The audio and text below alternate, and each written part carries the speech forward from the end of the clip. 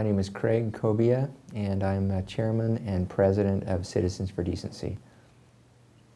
My day job is I'm a Vice President of Marketing for Beehive Federal Credit Union.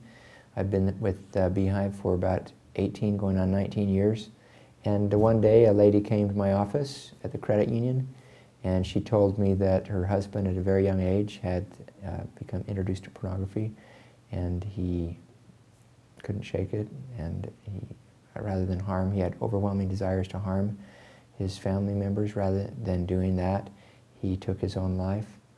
And how she got introduced to me was the mayor of Rexburg suggested that she speak with me because I've been instrumental in hosting or overseeing large events for the credit union and the community. And she asked if I would help create something that would provide a protection for families and individuals so they may not experience that same kind of pain. And I thought maybe legislatively we could accomplish something. And so that's what we started with. We introduced 2 bills and got them passed that protect children in schools using internet filters on school computers, as well as a requirement that all Idaho public libraries have internet filters to protect children. It was a lot of work. You're working a full-time job, you're involved in other community or church activities, and to gather together enough people to testify on behalf of your bills, to encourage the elected officials to move forward, to reach out and communicate through appropriate channels that the governor would be willing to sign the bill if it was presented before him. I was very grateful.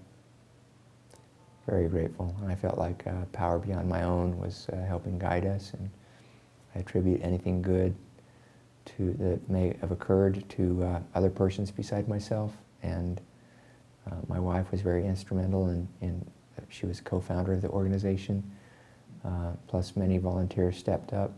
But I was especially grateful to the elected officials who put their names and reputations on the line, and they took the heat, and they took heat.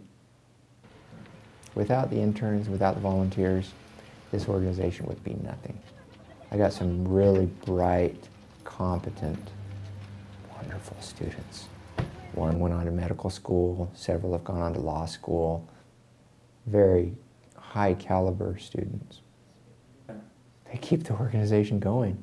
Without them, it would stop. They caught up the accounting records, where before it was handled by a volunteer. The volunteer stopped, the students stepped in, they cleaned up a mess.